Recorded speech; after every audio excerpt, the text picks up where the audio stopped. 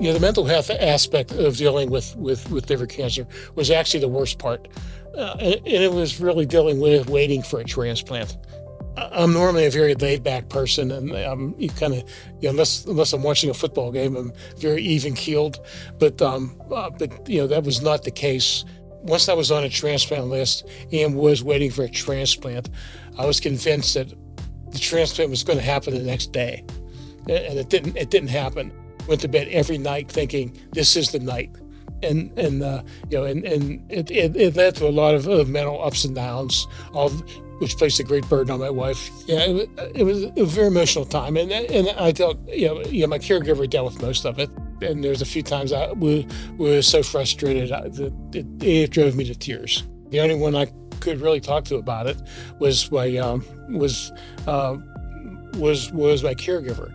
And she, in turn, the only person she felt she could talk to was the nurse, the transplant nurse coordinator, and she spoke with her very, very frequently. She never knew which Tony was going to wake up in the morning. The one who was, thought he was going to die if he didn't get the phone call the next day, or the one who was planning a vacation for after transplant. So just the mental ups and downs were without question the hardest part of the whole situation.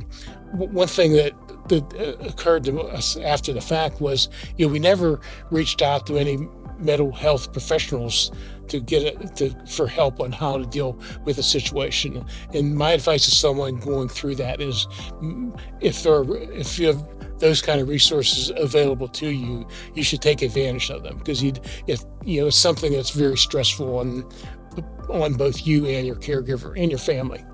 When dealing with your mental health, there's a number of things you might want to consider.